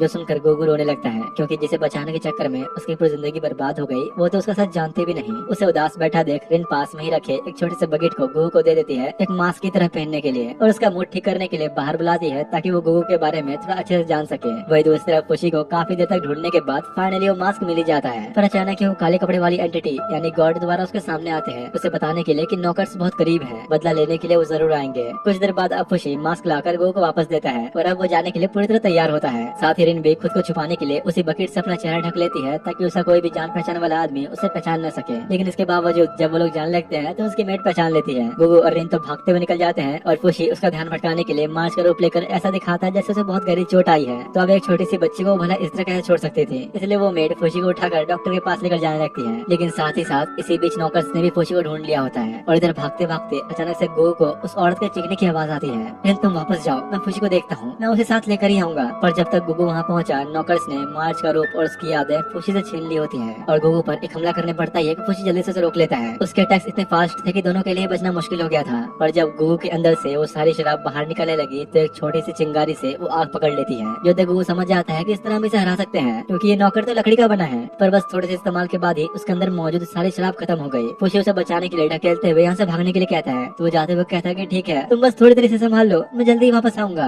गुगु का प्लान था कि वो बूझे से बोलकर फिर से अपने अंदर वो सारी शराब डलवाएगा ताकि उस चीज को जला सके। पर इस बीच उसकी बॉडी धीरे धीरे शराब के नशे की वजह से कमजोर पड़ने लगी थी। अब जैसे तैसे करके वो घर पहुंचता है तो यहाँ रिन के पेरेंट्स उसे वापस ले जाने आए हुए थे। उसे देखते ही रिन रिक्वेस्ट करती है कि प्लीज मुझे यहाँ से नहीं जाना, तुम उनसे कुछ कहो ना। गुगु ये सब देख हैरान तो था पर उसे बिना कोई जवाब दिए बूझे के पास जाकर उसे अपने अंदर सबसे पावरफुल अल्कोहल डालने को कहता है। अब वैसे तो बूझे ये करना नहीं चाहता था पर प्योरन समझ गई थी कि जरूर खुशी खतरे में है और कहती है कि जल्दी जो ये कह रहा है वो करो। तो बूझे अब उसके अंदर अपना सबसे पावरफुल अल्कोहल डाल देता है जो कि कई सालों पुराना था। वही रिन के फादर उसे वापस ले जाना चाहते थे पर वो लगातार मना ही कर रही होती है, आखिर तुम यहाँ रहकर करोगे क्या, कुछ नहीं रखा यहाँ, चलो मेरे साथ। लेकिन तभी गुगु उसके फादर का हाथ पकड़ लेता है और रिन बचने के लिए गुगु के पीछे छुपकर वो सारी बातें कह देती है कि कैसे वो उनके दिए गए ऑर्डर्स को फॉलो करते करते तंग आ चुकी है, इसलिए अब वो उनके साथ रहना ही नहीं चाहती। साथ ही गुगु को यह भी पता लगता है कि रिन के फादर जल्दी उसकी एंगेजमेंट किसी अमीरजादे के साथ कराने वाले हैं। पर उसके बावजूद वो चुपचाप जाने लगता है लेकिन जोश जोश में आकर जाते हुए नशे में कह देता है कि रिन सिर्फ मेरी है और हमेशा मेरी ही रहेगी। लेकिन जैसे गुगु चला जाता है तो वो लोग रिन को वापस लेकर जाने लगते हैं, जो देखते और दरवाजा ही बंद कर देती है और कहती है कि थोड़ा इंतजार करो। दूसरी तरफ गुगु फुशी को ढूंढते ढूंढते जंगलों में पहुंचता है पर वहाँ पर उसे कोई भी नहीं दिखता। पर तभी उसकी नजर नौकर पर जाती है जो फुशी से ओनिगुमा का रूप भी छीन चुका था और उसे देखते ही हमला कर देता है। पर इससे पहले कि वो ज्यादा कुछ कर पाता गुगु अपने सामने एक मशाल रखते हुए अपने अंदर मौजूद अल्कोहल को बाहर की तरफ निकालता है जिससे उस नौकर का शरीर जो पूरी तरह लकड़ी से बना था जल के राख हो जाता है। लेकिन गुगु को कहीं भी फुशी नहीं दिख रहा होता, इसलिए उसे लग रहा था कि शायद मैंने बहुत देर कर दिया आने में। लेकिन तभी उस नौकर का कोर बाहर निकल के एक छोटे से पत्थर के रूप में बदल जाता है। उसके सारे फॉर्म्स छिन चुके थे जिसकी वजह से पत्थर के रूप में आ गया। पर फिलहाल उसे अपनी सारी यादें और वो सारे फॉर्म्स वापस मिल गए हैं, जो देख गुगु बहुत खुश होता है कि फाइनली उसने बचा ही लिया। सुबह होने पर जब दोनों वापस पहुंचते हैं तो रिन और उसके पेरेंट्स अब भी यही मौजूद थे जो उनको वेलकम करते हैं। तो गुगु अब जल्दी से सबको एक शानदार नाश्ता बना कर देता है जो फाइनली उन्हें इतने दोनों बाद नसीब हुआ। यहाँ तक कि रिन के घर के शेफ भी इतना टेस्टी खाना नहीं बना पाते। दूसरी तरफ बाहर खुशी के पास गॉड खड़ा होता है जो उसे इस जगह से जाने के लिए कहने आया था क्योंकि एक ही जगह पर रहने का कोई फायदा नहीं, उसे खुद को ताकतवर बनाना होगा। वो नौकर्स उसके पीछे दोबारा जरूर आएंगे और गॉड के मुताबिक अगली बार खुशी अपनी इन एबिलिटीज के साथ उसे जीत नहीं पाएगा, इसलिए उसे बाहर की दुनिया में जाकर खुद को ताकतवर बनाना ही होगा। पर ये जानने के बाद भी खुशी साफ मना कर देता है और कहता है कि नहीं, हमेशा गुगु मेरे साथ होगा, वो उन्हें हरा सकता है। इसी बीच गुगु बाहर आता है खुशी को नाश्ते के लिए बुलाने के लिए और तब यहाँ खुशी को समझ में आता है कि उसके अलावा उस ब्लैक कपड़े वाले आदमी को और कोई नहीं देख सकता। अब इधर रिन ने भी फैसला कर लिया होता है वापस जाने का क्योंकि वो अपने पेरेंट्स को और ज्यादा परेशान नहीं करना चाहती थी और सबको बाय कहते हुए चली जाती है। इसके बाद कुछ टाइम बीतता है और अब सीधा 4 साल बाद का वक्त दिखाया जाता है, जहाँ गोगो ने खुद के ऊपर अच्छी खासी मेहनत करके काफी तगड़ी बॉडी बना ली होती है और अभी भी बूजे के घर रहकर प्यूरान के साथ उनके घर के काम किया करता, जहाँ रिन भी उनसे रेगुलर मिलने जुलने आती रहती। इधर अपने खुशी की इन 4 सालों में बिल्कुल ही एक आम इंसान की तरह उम्र बढ़ गई होती है, यहाँ तक कि उसकी तो थोड़ी बहुत दाढ़ी भी आ गई थी। और ऐसा इसलिए क्योंकि इन 4 सालों में खुशी ने अपना रूप एक बार भी नहीं बदला, क्योंकि नौकर्स ने उस दिन के बाद से कभी उन पर दोबारा हमला किया ही नहीं। इसी वजह से खुशी जिस बॉडी में था वो नॉर्मली ग्रो हो गया, बिल्कुल एक आम इंसान की तरह। और यहाँ गोगो और प्यूरान के साथ उसकी जिंदगी काफी अच्छी गुजर रही थी। अगले महीने जब रिन दोबारा उनसे मिलने आती है तो खुशी और गोगो को अपने बर्थडे पार्टी में इनवाइट करती है। वो इस साल 16 की होने वाली थी, पर अभी सबसे बड़ी परेशानी ये थी कि उसके पेरेंट्स इसी एज में उसकी शादी कराना चाहते हैं, एक ऐसे लड़के से जिसे वो जानते भी नहीं, और रिन ये शादी बिल्कुल भी नहीं करना चाहती थी। इसलिए खुशी से कुछ सॉल्यूशन मांग रही होती है कि वो कैसे अपनी शादी को कैंसिल करवाए। तो खुशी कहता है कि हाँ एक रास्ता है, तुम गोगो को ही अपना बॉयफ्रेंड बताकर उनसे मिलवा दो, तब क्या पता तुम्हारे पेरेंट्स से शादी कैंसिल कर दें। जो सुनते ही रिन टमाटर जैसी लाल हो जाती है, क्योंकि असल में वो भी गोगो को पसंद करने लगी है, पर कभी बोल नहीं पाती।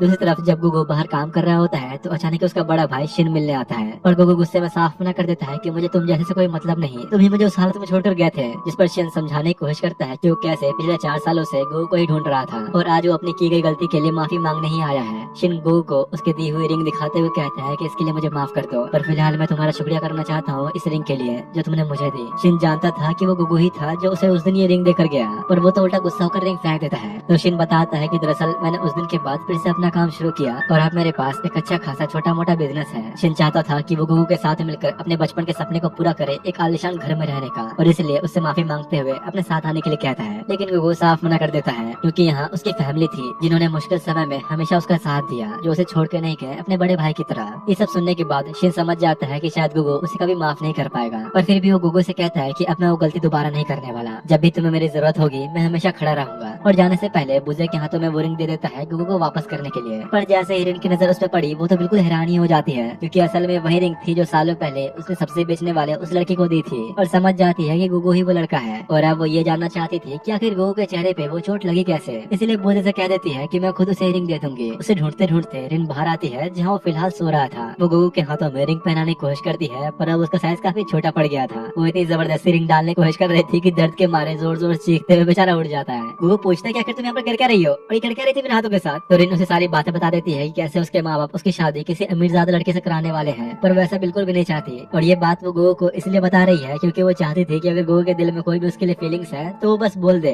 जैसे उसने 4 साल पहले उसके मॉम डैड के सामने बोला था। इस पर गोगो कहता है कि यार ऐसा नहीं है, शायद मैंने नशे में बोल दिया होगा, मुझे तो ये भी नहीं याद कि मैंने क्या बोला था। जो सुन बेचारे रिन परेशान होकर चली जाती है। इतने में तभी बुजे आकर गोगो को बुलाता है उसका बिल्कुल ही नया मास्क दिखाने के लिए जो उसने गोगो के लिए ही बनाया था। इसकी खास बात ये थी कि इस मास्क के जरिए गोगो बस एक फूंक मार के ही उसमें से आग निकाल सकता है, उसे अब अपने साथ किसी मशाल को रखने की जरूरत नहीं। इसके बाद अब ऐसे ही कुछ दिन बीतते हैं और एक महीने बाद रिन के बर्थडे का दिन आ जाता है, जहाँ खुशी और गोगो दोनों ही उसकी बर्थडे पार्टी में जाने के लिए तैयार होकर निकल जाते हैं। इसी बीच मार्केट से गुजरते हुए गोगो गिफ्ट के तौर पर रिन के लिए कुछ फ्लावर्स खरीदने का सोचता है, और वो वही पर्पल कलर का फ्लावर चुनता है जिसके पास रिन उस हादसे के वक्त बैठी थी, इसलिए गोगो को लगा कि शायद उसे पसंद होगा। थोड़ी देर बाद जब वो लोग पहुँचते हैं तो ऑलरेडी काफी सारे लोग पहले से आए हुए थे। इतने सारे आइटम्स रखे हुए थे कि गोगो बेचारा तो पहले ही परेशान हो रखा था कि आखिर मैं पहले कहाँ से खाना शुरू करूँ। साथ ही मास्क की वजह से आसपास के लोग उसे ही घूर रहे होते हैं। इसी बीच वहाँ रिन भी आ गई होती है, जो देखते ही गुगु उसके लिए लाया वही फ्लावर दे देता है, पर रिन के चेहरे पे खुशी आने के बजाय उसे उल्टा उस दिन की वही चीजें याद आने लगती हैं जिसे वो भुलाना चाहती थी, इसलिए वो थोड़ा उदासी हो गई। पर फिर भी वो खुश थी कि गुगु उसके लिए कुछ गिफ्ट लाया। उसके जाते ही अचानक कुछ लड़के आकर गुगु को उसके मास्क हटाने के लिए कहते हैं, क्योंकि उसकी वजह से काफी सारे लोग यहाँ डर रहे हैं, और जबरदस्ती उसे निकालने की कोशिश करने लगते हैं, जिससे गलती से गुगु पीछे फाउंटेन में गिर जाता है। जो देख रिन आकर उसे एक टॉवल देती है और पूछती है कि तुम ठीक तो हो ना। लेकिन इसी बीच रिन की मुलाकात उस लड़के से भी हुई जिससे उसकी शादी होने वाली थी, जिसे देख गुगु को बिल्कुल भी अच्छा नहीं लगता, तो अपना थोड़ा मूड ठीक करने के लिए बाहर चला जाता है। और पीछे पीछे रिन भी आ गई होती है। वो अब सीधा बात को बिना घुमाए गुगु से उसके चेहरे की चोट की वजह पूछती है, तो अब गुगु भी फाइनली सच बता ही देता है कि कैसे एक बड़ा सा लकड़ी का टुकड़ा उसके चेहरे पर आ गिरा, उस एक लड़की को बचाने के चक्कर में जो शाम के वक्त कुछ पर्पल फ्लावर्स को बैठ के देख रही थी। तो रिन पूछती है कि तो अब तक तुमने इसे छुपाया क्यों, तुमने तो एक अच्छा काम किया है ना। इसलिए क्योंकि उस लड़की के हाथों पर उस हादसे की वजह से एक छोटी सी खरोच लग गई थी, जिससे शायद वो आज भी काफी परेशान है। इसलिए मुझे लगता था कि शायद एक साथ जानने के बाद कहीं वो मुझसे नफरत न करने लगे।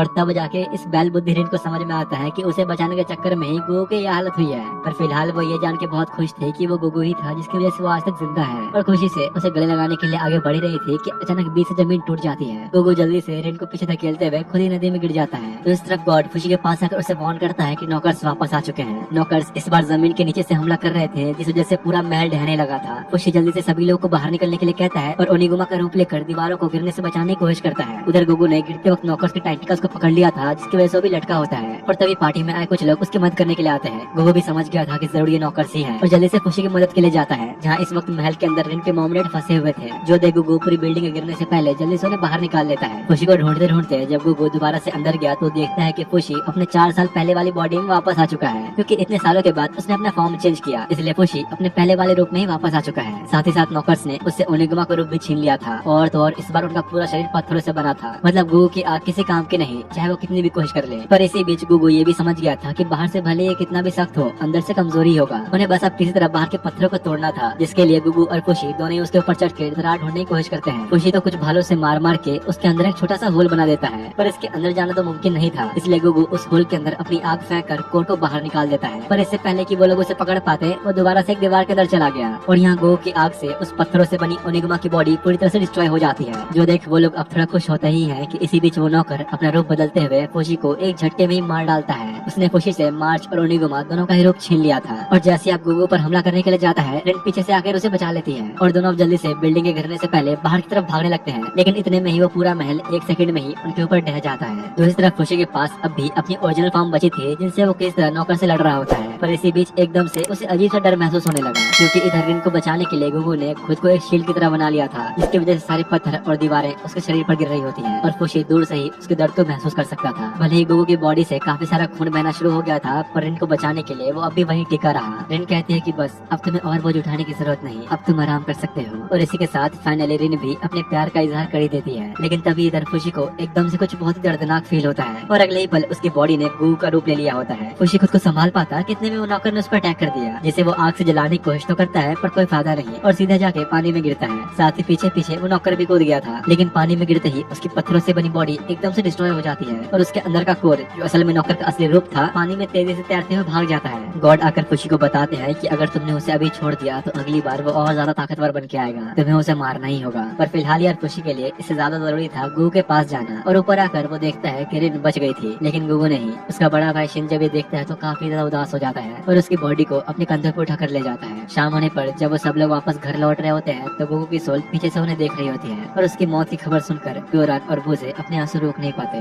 कुछ दिन बाद अब खुशी भी फैसला कर लेता है कि वो यहाँ से चला जाएगा, क्योंकि नौकर्स दोबारा उसके पीछे जरूर आएंगे, इसलिए वो यहाँ रहकर और लोगों की जान को खतरे में नहीं डालना चाहता। जो इस तरह फ्रेंड को भी होश आ गया था और गुगु को याद करते हुए जल्दी से बुझे घर की तरफ जाने लगती है, जो देख खुशी बहुत डर जाता है। उसे समझ नहीं आता कि आखिर वो रिन गुगु के बारे में क्या बोलेगा। अगर उसे गुगु के बारे में पता चला तो वो बुरी तरह टूट जाएगी, इसलिए अब खुशी रिन के आने से पहले ही गुगु का रूप ले लेता है, जो देख रिन बहुत खुश होती है। शुक्र है तुम ठीक हो, मुझे माफ कर देना, मुझे देर हो गई। वैसे ये खुशी कहाँ है? दरअसल बात यह है कि नौकर से लड़ते वक्त उसकी मौत हो गई, माफ करना। और खुशी रिन को गुगु की कब्र के पास ले जाता है, ये बताते हुए कि ये खुशी की कब्र है, जो देख रिन बहुत रोती है, क्योंकि खुशी उसके लिए एक अच्छे दोस्त की तरह था। और अब इससे पहले कि रिन उसके बारे में सच जान जाए, प्योरान और बुझे खुशी को जाने के लिए कहते हैं। रिन के पूछने पर वो कहता है कि कहीं नहीं, मैं बस मार्केट जा रहा हूँ कुछ सामान लाने के लिए। तो वो पूछती है कि क्या मैं भी आ सकती हूँ? मैं तुम्हारे साथ फ्लावर्स देखने जाना चाहती हूँ, अगर तुम जल्दी आ जाओ तो हम शाम में चल सकते हैं। जिसके लिए खुशी हाँ कर देता है। रिन उसे अपनी रिंग वापस दे रही होती है, पर वो मना कर देता है, क्योंकि कम से कम इस रिंग के जरिए रिन हमेशा गुगु को याद रख पाएगी। प्योरान और बुझे खुशी को रास्ते के लिए कुछ खाना देकर उसे अलविदा कह देते हैं और खुशी एक तरह से रिन को ये झूठा वादा करके चला जाता है कि वो जल्दी वापस आएगा। उसी रात रिन के फादर उसे घर चलने को बुलाने आते हैं, जहाँ वो घास पर लेटी हुई थी। अपने फादर के पूछने पर वो कहते हैं कि मैंने सोच लिया, मैं कभी किसी और से शादी नहीं करूंगी, मैं पहले से ही किसी और को चाहती हूँ, पर अब वो इस दुनिया में नहीं रहा। और यहाँ पता लगता है कि असल में रिन पहले से सच्चाई जानती है कि उस हादसे में गुगु मर चुका था और जो उसके सामने था वो खुशी ही था। पर फिलहाल वो इस बात से खुश थी कि कम से कम गुगु हमेशा के लिए खुशी के साथ रहेगा। अब ऐसे ही कुछ दिन बीतने के बाद खुशी को दिखाया जाता है, जो कि जंगलों में काफी दिनों से सफर कर रहा था और अचानक ही एक दिन रुककर मिस्टर ब्लैक के आगे किसी को पुकारता है और तभी उसका क्रिएटर यानी गॉड खुद सामने आ जाता है, जो इस बात से हैरान था कि पहली बार खुशी ने उसे खुद सामने आने के लिए बोला। खुशी पहली बार उसे सवाल करते हुए पूछता है कि आखिर तुमने मुझे बनाया है क्यों? जिस पर गॉड बताते हैं कि तुम्हें बनाया गया ताकि तुम इस दुनिया की सारी जानकारी इकट्ठा करो और इसकी रक्षा करो, लेकिन जितनी तेजी से तुम सीखोगे उतनी ही तेजी से नौकर्स भी। जो सुन खुशी तुरंत ही उस फल का रूप ले लेता है जिसे वो खाया करता था। उसे लग रहा था कि अगर वो हमेशा के लिए ऐसा बन जाए तो नौकर्स उसका पीछा छोड़ देंगे, पर ऐसा नहीं था। जब तक खुशी जिंदा है नौकर्स कभी नहीं रुकने वाले, और अगर खुशी इसी तरह उनसे हारता रहा तो एक दिन वापस अपनी और वाली फॉर्म में चला जाएगा, जैसा गॉड ने उसे बनाया था।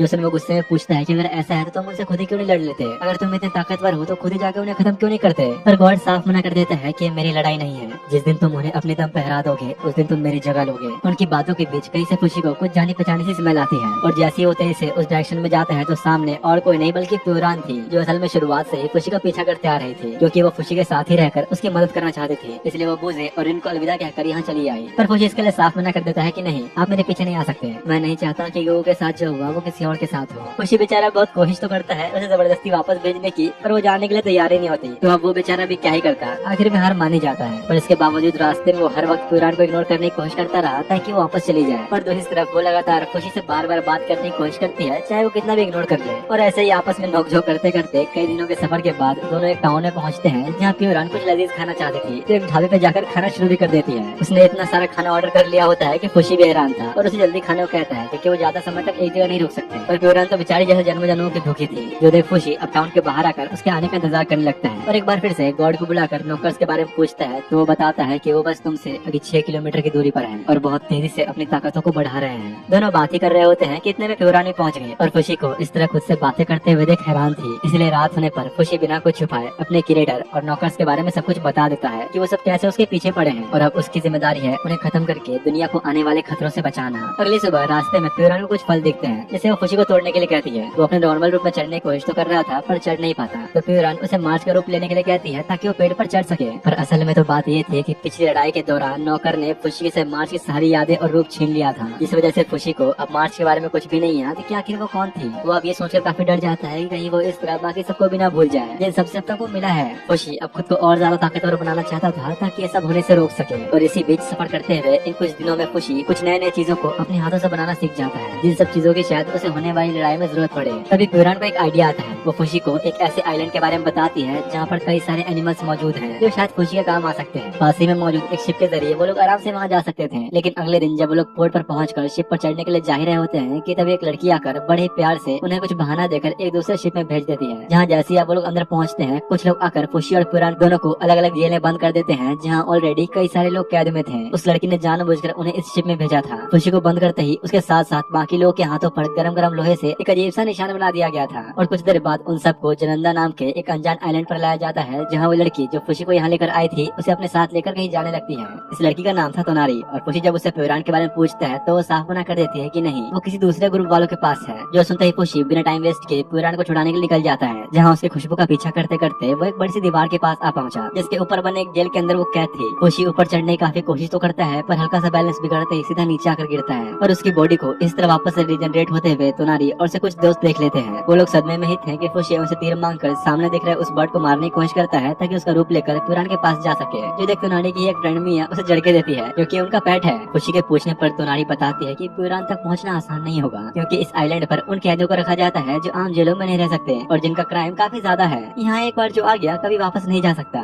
जो सुन खुशी को बहुत गुस्सा आता है कि अगर ऐसा ही है तो आखिर लड़कियों ने यहाँ पर लाई क्यों। तो कहते हुए चिंता मत करो, यहाँ से बाहर निकलने का एक रास्ता है। इस आइलैंड पर हर साल जिंदगी और मौत का एक कंपटीशन होता है जिसमें सैकड़ों की तादाद में कैदी हिस्सा लेते हैं और जीतने वाले को इस आइलैंड का किंग बना दिया जाता है और तब वो चाहे तो किसी भी कैदी को आजाद भी कर सकता है। और क्योंकि तोनारी और उसके दोस्तों को भी इस आइलैंड से बाहर निकलना था तो वो लोग खुशी के साथ हाथ मिला लेते हैं ताकि खुशी ये कंपटीशन जीतकर अपने साथ साथ उन्हें भी ले जाए। लेकिन अगले दिन जब वो लोग उस जगह पर पहुंचते हैं तो खुशी को आसपास का माहौल देखकर काफी अजीब सा लग रहा था। इस गेम का रूल बस इतना था कि आखिर तक जिंदा बचे रहो। 4 ग्रुप्स को बारी बारी बैटल फील्ड में उतारा जाएगा और जो आखिर तक टिका रहा वही जीतेगा। और बस मैच के स्टार्ट होते ही सब पागलों की तरह एक दूसरे पर टूट पड़ते हैं जिससे खुशी आगे नहीं जा पाता। वो पहली बार इंसानों को इस तरह लड़ते हुए देख रहा था। मैदान में उतरते ही ये लोग तो जैसे जानवरों से ही बदतर हो चुके थे। खुशी चाहता तो नहीं था पर प्यूरान को बचाने के लिए उसे ही लड़ना ही पड़ेगा। कुछ मिनट्स बाद खुशी देखता है कि हर जगह बस लाशें ही लाशें पड़ी थी और बस एक आदमी सबको मारकर जिंदा बचा था। खुशी ना चाहते हुए भी लड़ने के लिए आगे बढ़ने लगा। जो देखो बंदा उसे कुल्हाड़ी फेंक के मारता है जो डायरेक्ट जाके खुशी के सर पे लगा। उसे पूरी तरह जान से मारने के लिए वो आदमी एक के बाद एक तलवार और चाकू उसके शरीर में डालता रहा पर इतना खून बहने के बावजूद खुशी बस चुपचाप खड़ा होकर देख रहा था। जो देखो उस आदमी की पूरी तरह फट जाती है कि आखिर अब तक जिंदा कैसे है और घबराहट से उसे एक ऐसा हार्ट अटैक आया कि वो वहीं मर गया। और खुशी बिना कुछ किए इस कंपटीशन का पहला राउंड जीत चुका था। उसके इमॉर्टल एबिलिटी को देखकर हर किसी की आंखें फटी की फटी रह जाती है कि आखिर लड़का है क्या। खुशी उदास होकर चुपचाप वहाँ से जाने ही लगता है कि तभी तोनारी आकर खुद को इंट्रोड्यूस कराते हुए उसे अपने सभी दोस्तों से मिलाती है। तोनारी समझ गई थी कि खुशी की इमॉर्टल एबिलिटी को देखने के लिए लोग काफी एक्साइटेड है, इसलिए अब वो एक एक करके सबको खुशी से मिलवाती और उसके बदले में पैसे लेती और इस तरह उसने सबको ये भी विश्वास दिला दिया था कि उनका अगला किंग खुशी ही बनेगा।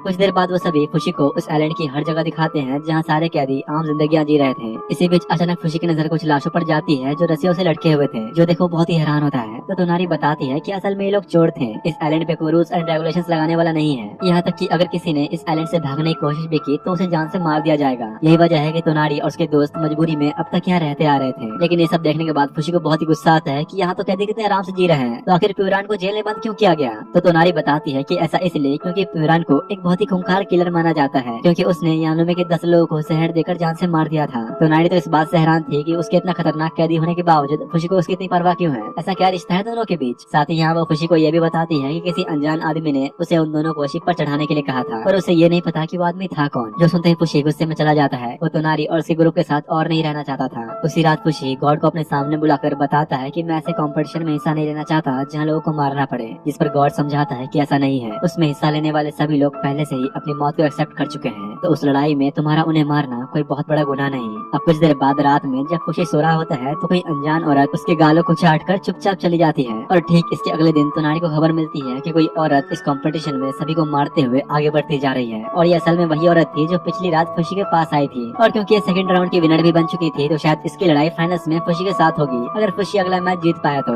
लेकिन उसे तो इस बात की कोई पड़ी नहीं होती है। वो तो इधर अभी उस दीवार पर चढ़ने की कोशिश में लगा था जहाँ प्यूरान कैद है, पर कई सारे कोशिशों के बावजूद बार बार गिर ही जाता है। और तभी वो जमीन के अंदर जाने की सोचता है, पर वो जब गड्ढा कर ही रहा होता है तो गलती से उसने जमीन के अंदर रहने वाले एक चूहे को मार दिया होता है, जो देख खुशी को काफी बुरा लगा क्योंकि उसने एक मासूम जानवर की जान ले ली थी। और अगले ही पल उसका ही रूप ले लेता है, जैसे वो आसानी से किसी भी जगह पर होल करके जा सकता था। और इससे पहले कि वो ऐसा करता, अचानक एक पंछी आकर उसे उड़ा ले जाता है, जो कि तोनारी का पेट था, और खुशी को सीधा उसके पास लाके छोड़ता है। खुशी की अगली फाइट का वक्त भी हो चुका था, पर जैसे ही ग्राउंड में एंटर करता है तो पिछली बार की तरह ही चुपचाप एक जगह पे खड़ा होकर अपने दुश्मन को खुद को मारने देता है, क्योंकि वो उसकी जान नहीं लेना चाहता। इसलिए खुशी वुल्फ और गो का रूप लेकर उसे डराने की कोशिश करता है ताकि वो खुद हार मान जाए, पर वो आदमी उल्टा उसे और ज्यादा चैलेंज करने लगा। खुशी को समझ नहीं आ रहा होता कि आखिर वो करे तो करे क्या, कि इतने में उसे पेरोना की एक झलक दिखती है, और अगले ही पल पेरोना का रूप ले लेता है, जिसका मतलब था कि अब वो मर चुकी है। खुशी अपनी इस बॉडी की फाइटिंग स्किल्स का यूज करते हुए बिना ज्यादा नुकसान पहुंचाए उस आदमी को हरा देता है। मैच खत्म होने के बाद खुशी बाहर आकर नदी में खुद को देखता है और समझ जाता है कि पेरोना अब सच में मर चुकी है। खुशी को वो सारे दिन याद आने लगते हैं जब पेरोना ने उसकी हेल्प की थी। उसी शाम तोनारी खुशी को बुलाकर अपने साथ लेकर आती है, जहाँ वो सब उसके जीतने की खुशी में पार्टी करने वाले थे। पर फिलहाल खुशी पेरोना की मौत से इतना दुखी था कि उन्हें मना करते हुए चुपचाप वहाँ से निकल जाता है। तोनारी मनाने की कोशिश तो करती है, पर खुशी को उसके ऊपर अभी काफी गुस्सा था, क्योंकि उसकी वजह से ही प्यूरान कैद में है। तोनारी कहती है कि प्लीज मुझे माफ करना, हम लोग भी बस तुम्हारी तरह इस आइलैंड से निकलना चाहते हैं। वो खुशी से वादा करती है कि अगर वो ये कंपटीशन न भी जीता तो भी वो लोग उसकी हेल्प करेंगे उसे यहाँ से बाहर निकालने में। जिसके बाद अब रात होने पर खुशी वापस से उस मोल का रूप लेकर गड्ढा करते हुए प्यूरान की जेल के पास पहुंच जाता है, और बाहर से ही प्यूरान को आवाज लगाते हुए पेरोना की मौत के बारे में बताता है। जिस दिन प्यूरान बहुत खुश होती है कि खुशी उसके पास आया, पर ये जान के उसे भी काफी बुरा लग रहा था कि पेरोना अब नहीं रही। खुशी कहता है कि आप चिंता मत करो, मैं जल्दी आपको निकाल लूंगा यहाँ से, पर प्यूरान मना कर देती है कि तुम मेरे चक्कर में यहाँ मत रुको, तुम्हें मेरे बिना निकलना होगा। लेकिन भाई अपनी खुशी के लिए प्यूरान एक फैमिली की मेंबर जैसी थी, तो वो उसे छोड़ के तो नहीं जाने वाला।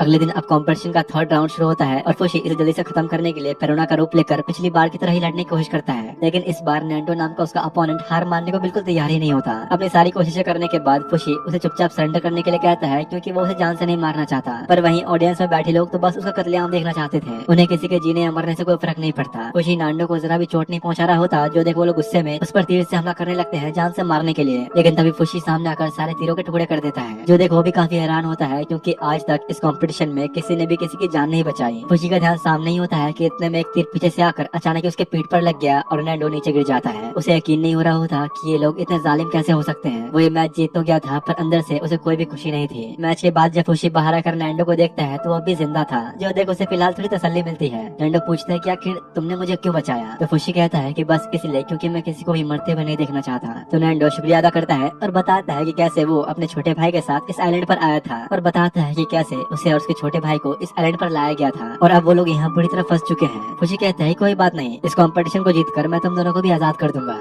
भी सामने से कुछ लोगों को आता देख खुशी जल्दी से अपना रूप बदल लेता है। दरअसल ये लोग बहुत ही गुस्से में थे, क्योंकि कंपटीशन खत्म होने वाला है, पर खुशी ने अब तक किसी को जान से नहीं मारा और बिना कुछ किए बस आगे बढ़ता जा रहा है। खुशी समझाने की कोशिश तो करता है कि इस गेम में किसी की जान लेना जरूरी नहीं, पर वो लोग सुनने वाले कहाँ थे। उन लोगों की बातचीत के बीच ही अचानक से कहीं से भूकंप आना शुरू हो गया, और जमीन से एक नुकीली चीज बाहर निकलकर खुशी को बीच से चीर डालती है। ये और कोई नहीं बल्कि नॉकर्स थे, जो अब वापस आ चुके हैं। अपने सामने उसे ओनिगोमा के रूप में देख खुशी तोनारी और उसके दोस्तों को जल्दी से यहाँ से भागने के लिए कहता है, क्योंकि नॉकर्स उसके पीछे थे, इसलिए वो अब उसे सभी लोगों से दूर रखते हुए एक वीरान सी जगह पे ले आता है ताकि किसी इंसान को चोट न पहुंचे। खुशी जल्दी से छोटे से मोल का रूप लेकर उसकी बॉडी में घुसते हुए कोर को खत्म करने की कोशिश तो करता है, पर इसी बीच वो नौकर उसे बड़े आराम से बाहर निकाल के फेंक देता है। इतने में तोनारी और उसके बाकी साथी भी खुशी की हेल्प के लिए पहुंच गए होते हैं। साथ ही साथ आइलैंड के बाकी लोग कुछ रस्सियों की हेल्प से उसे एक जगह पे पकड़ के रखते हैं, और क्योंकि इस नौकर की बॉडी पत्थरों से बनी थी, वो लोग कुछ तीरों का इस्तेमाल करते हुए हमला करते हैं जिन पे बॉम्ब लगे थे। साथ ही खुशी भी पेरोना के स्किल का यूज करते हुए सीधा उन पत्थरों की दरारों पर हमला करता है, और तीर खत्म हो जाने पर वो खुद दोबारा उन तीरों को वापस बना देता है। ऐसे ही कई घंटों तक इसी तरह हमले करते रहने के बाद फाइनली उन सब ने मिलकर उस नौकर को मार ही दिया, जिससे खुशी को भी अब मार्च और ओनिगुमा के रूप वापस मिल जाता है। वो समझ गया था कि तोनारी और बाकी सभी लोगों की हेल्प के बिना वो नौकर को कभी भी हरा नहीं पाता, इसलिए सभी को थैंक्स कहता है और रात होने पर उनके साथ ही बैठकर डिनर कर रहा होता है। तोनारी खुशी के बारे में हर चीज जानना चाहती थी, तो वो भी अब उन्हें बिना कुछ छुपाए सब कुछ बता देता है, नौकर्स और अपने क्रिएटर के बारे में। मिया जब खुशी से उसके ड्रीम के बारे में पूछती है तो वो कहता है कि फिलहाल तो मेरा बस मकसद है इन नौकर्स को खत्म करना, लेकिन वही तोनारी और उसके दोस्तों का सपना था इस आइलैंड से बाहर निकलकर अपना पसंदीदा काम करना। जैसे मिया चाहती थी कि वो एक मॉडल बने, उरोए बस ढेर सारा टेस्टी खाना खाना चाहता था, वहीं सैंडल का सपना था एक डॉक्टर बनना, और ऊपा चाहती थी कि वो बाहर निकलकर खुद की एक शॉप खोले।